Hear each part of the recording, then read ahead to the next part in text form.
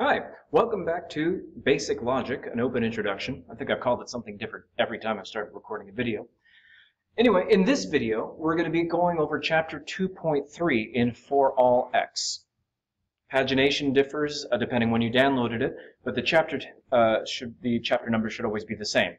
So we're going to be talking about strong, cogent, deductive, inductive, and that distinction there. After that, we'll be moving on to Chapter 3.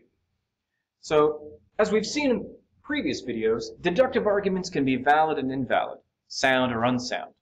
The strength and weakness of a deductive argument is that the conclusion is certain. That means the conclusion is, in a sense, kind of already implicit in the premises, and we're just drawing out the implications. But while inductive arguments aren't the focus of this course, we should say something about them. Inductive arguments are interesting because they go beyond what the premises by themselves state. There are good and bad inductive arguments. A strong inductive argument is one where if the premises were true, it would indeed make the conclusion highly probable. And the argument is cogent if the premises are in fact true. So this mirrors the validity-soundness distinction. A valid argument, of course, in deductive logic is one where the truth of the premises guarantees the truth of the conclusion. And a sound argument is one that's valid and the premises are in fact true. Likewise, for inductive arguments. A strong inductive argument is one where if the data is right, it would make the conclusion probable. And it's cogent if the data is in fact right. So consider this argument. In January 1997, it rained in San Diego. In January 1998, 1999 also. So it rains every January in San Diego. So this argument is obviously not deductive. The truth of the premises doesn't guarantee the truth of the conclusion the way we've seen already. But the observations do support the conclusion, and we can make it stronger by adding more data points. So if these premises are true, they would support the conclusion. So we'd say the argument is relatively strong, and if you look up the weather data, it did rain those years, so the argument is strong and cogent. So whereas validity for us is going to be a yes or no matter, the strength of an inductive argument is going to be a matter of degree. Now in science, there are fairly precise statistical methods of determining just how strong an argument is, maybe by comparing the result to the likelihood of having it just arisen by chance. Now, statistical and mathematical models are extremely important here because humans are really bad at statistics. So very bad, awful. The textbook suggests one way of getting around this maybe is to imagine yourself betting on a result, because then you got skin in the game and maybe you'll make good bets. That's okay, I guess, but it's obviously no substitute for careful statistical work, which will fall outside the purview of this course on formal logic. And obviously there are plenty of people that have lost their life savings to gambling, so, but it's not a bad way of trying to reason about statistics. How much would I bet on the outcome? And as a side note, I said we're very bad intuitively at statistics. We're bad human beings or bad reasoners, and that's why we need mathematical models to ascertain how strong how strong an inductive argument, how cogent it actually is. Here are two ways in which we go wrong. And these are drawn from Daniel Kahneman's great book, and I suggest you read it, called Thinking, Fast and Slow. It says, first way we're bad is the law of small numbers. Here, what this means is that outlier results are actually more likely in small sample sizes, but people do tend to draw inferences from these results anyway. That is, the smaller the sample size, the less representative it will be of the whole. The more likely you are to have outliers that aren't corrected by having a larger sample. But we don't tend to care. We tend to make inferences from small sample sizes anyway, even though it's more likely to have extreme outlying results. Another example of bad faulty reasoning is what Kahneman calls regression to the mean. Over time, these outlier results kind of return to normal, but people tend to believe that regression to the mean will actually be caused by external factors rather than the actual nature of the data set itself. So here's an example drawn from the book that kind of illustrates these issues. So Kahneman says, look, the lowest rates of kidney cancer in the U.S. is in rural areas with low population. Rural areas, low rates of kidney cancer. Why is that? Now, generally, when I ask this question to my students, they say something like, well, it must be all the clean air and living outside of the city. right? You're out in nature all the time, so that lowers cancer risks. Well, could be true, but if you actually look at the U.S. counties with the highest rates of kidney cancer, they're also rural. Well, maybe rural poverty explains that? Agricultural pollution? How can living in rural areas cause both high and low cancer rates? Well, the law of small numbers is the answer. If we're counting the data on a per-county basis, rural counties have lower populations. Lower populations means smaller sample sizes, and smaller sample sizes means more outlier distributions, more fluctuations relative to the real average. Why is this the case? Well, think about flipping a coin. Theoretically, I know the probability of a truly fair coin, right, of falling heads or tails is 0.5, is half. But do you think you're going to be closer to that true 0.5 if you toss a coin 5 times or 5,000 times? Obviously, the more coin flips you put in a row, the closer you're going to get to 0.5 heads, 0.5 tails. However, if I just toss it 5 times, the result could be practically anything because the sample size is really small. An example of regression to the mean from Kahneman is actually also this really interesting book. Kahneman explains, so he was working for the Army, and he tries to explain to senior officers that reward for good performance is more effective than punishing mistakes over the long term. But one officer raises his hand and says he's observed that when a cadet makes a mistake, he punishes him, and the cadet's performance improves. But when a cadet does well and is praised, his performance deteriorates. So what the Army officer has actually observed is the opposite of what Kahneman's saying. But Kahneman stopped and said, well, what you're actually observing is regression to the mean. What's happening is that good and bad performances are outliers, right? Generally, people will perform average. All things being equal, a really bad performance would always be followed by an improvement because the bad performance is an outlier. It stands out relative to what the cadet usually does. Right? On the assumption, again, that performance is more or less randomly distributed along an average. Right? So if you have lots of performances, if I do bad, next time I'll probably do better. So no matter what the Army officer said, we would expect the cadet to do better because the bad performance is the outlier. So, of course, we're going to observe improvement and deterioration caused by interventions merely because outlying bad performances are going to be regressing back to normal ones, and outlying good ones are also going to regress back to normal performances. So no matter what, we're going to see improvement and deterioration no matter what the officer says. So that's an example of regression to the mean and the ways in which we make kind of statistical mistakes. So induction versus deduction. Is one better than the other? In one sense, induction is better because it provides new information that is not implicit in the premises. But there's a cost, which is the decreased certainty of the new information. And induction makes predictions on the basis of empirical observation of the world and has to assume that the observations bear the right kind of relation to the conclusion. And this can go wrong in all kinds of ways. One classic example in a critical thinking class is that you could say something like 90% of car accidents occur when the windshield wipers are on. And again, if you ask a class what that's happening, they're going to focus on the windshield wipers, thinking, well, maybe people are distracted by the movement. But there's actually a common cause here. What's actually happening is that people only have their windshield wipers on when the weather's bad, and it's the bad weather that's actually causing accidents and the wipers to be on. So you have to think, so correlation does not make causation. Further, more philosophical problem due to David Hume is that induction generally assumes that the future will resemble the past. Why do we think that the future will resemble in the past? Well, in the past, the future has resembled the past. That's kind of circular. Can we use induction to justify induction?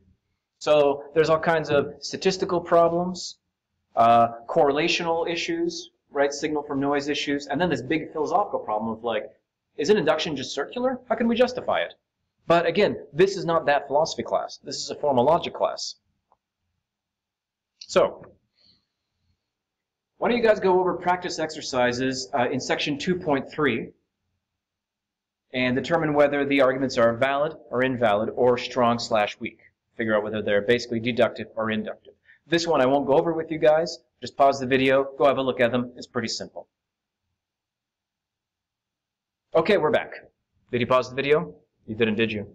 You know, when I was, as a kid, I used to read a lot of choose your own adventure stories, and some of them you were supposed to have a character with hit points and dice, and then you'd roll the dice to see if you won against the creature and character that you had. And confession time. I never actually did them. I just assumed I won. And, like, what am I going to do? Let my character die and start with the book at the beginning? It's crazy. Moving on. Let's talk about deduction.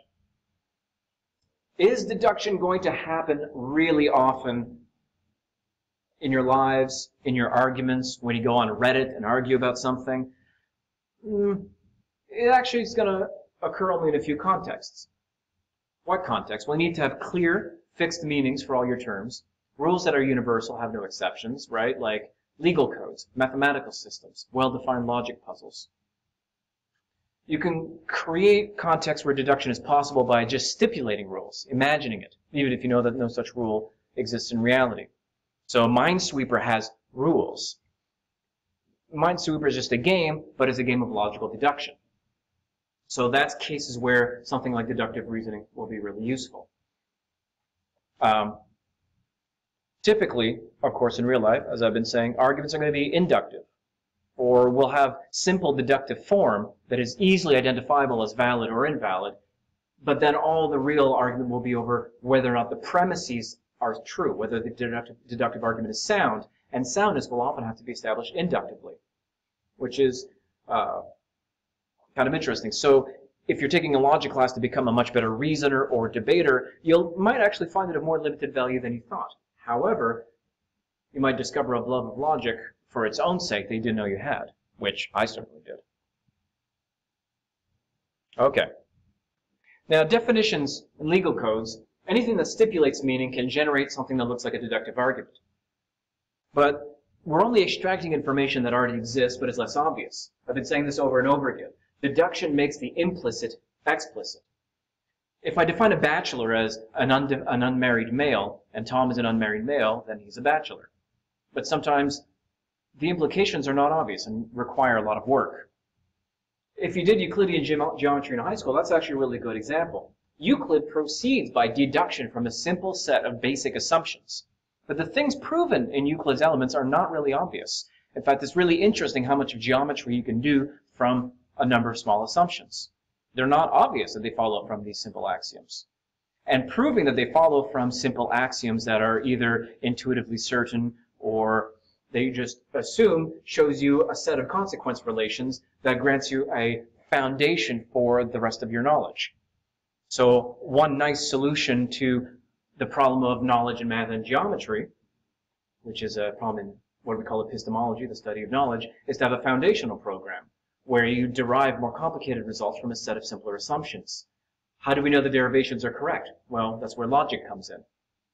Formal logic tells you what arguments are valid, what inferences can be made, and how much explicit knowledge you can derive from what's implicit in very simple axioms, such as the axioms of Euclid's elements. So the fact that we're making the implicit explicit doesn't mean that we're not, in a sense, learning something, because inferences are not always obvious.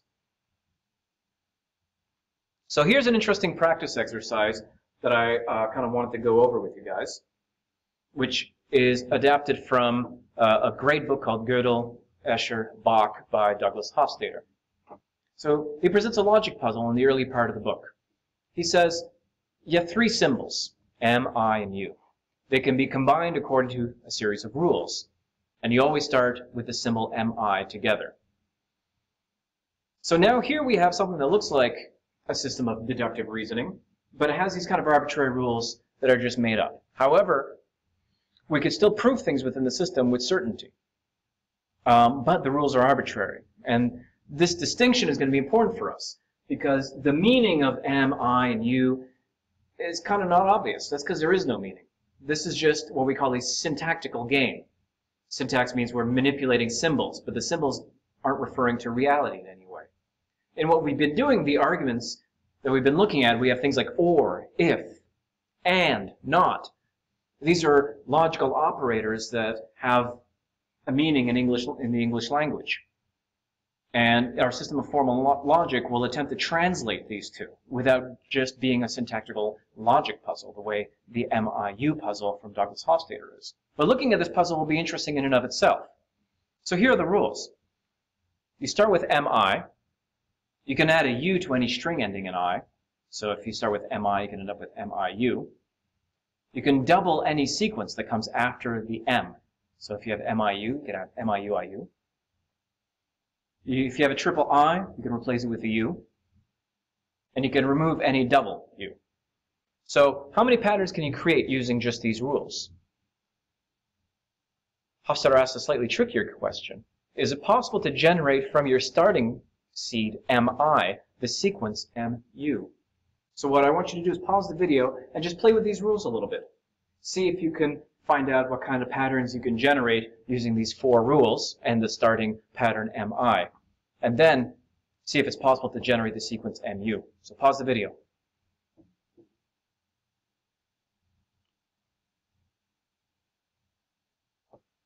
Okay.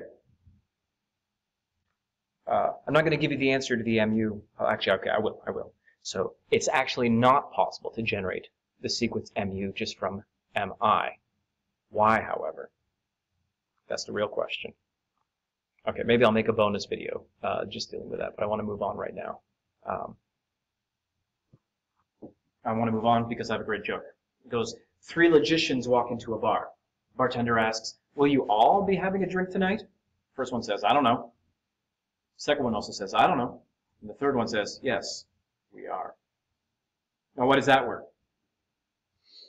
Well, if they're all going to be having a drink, that means logician 1, 2, and 3 are all going to be drinking. Now, if the first one didn't want to drink, he'd be able to say, will you all be having a drink? No, we're not all going to be having a drink because I am not. So the first one says, I don't know, thinking, yes, I will, but I don't know about the other guys. The second one says, yes, I will, not no, because if he didn't want to drink, he'd know that not everybody wanted to drink. So he says, I don't know. The third one says, yes, we are, because he knows that the first 2 know that they could have just said no. And he wants one too, so he's able to say, yes, we are. Logic joke. Now you get them. All right, here's another logic puzzle for you to think about now that you have about an hour and a half of logic videos under your belt, if you started watching from the beginning. Jack is looking at Anne. Anne is looking at George. Jack is married, George is not. Is a married person looking at an unmarried person? This is from The Guardian. Is there a married person looking at an unmarried person? This is actually a funny little puzzle. So think about it for a little bit. Pause the video if you want, make a little diagram. Okay, do you want to know the answer on this one? The MIU puzzle was a bit too complicated for me to get into given my time limitations here, but this one's kind of fun. So we have a board that's full of stuff I should have erased.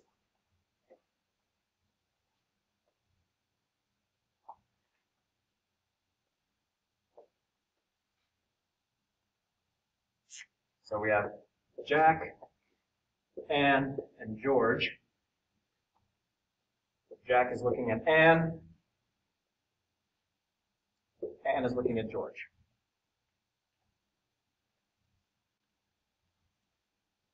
Jack is married. George is not married.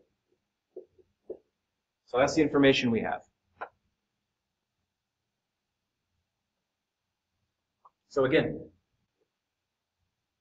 the point of logical deduction is to look at the information that you already have in the premises and see if you can derive a further conclusion from that. So we have Jack, Anne, and George. We know that Jack is married. We know that George is not married. Jack is looking at Anne, Anne is looking at George. What was the question? The question was, is there a, what was the question? Was it a married person? Is a married person looking at an unmarried person? Is a married person looking at an unmarried person? So here's what we don't know.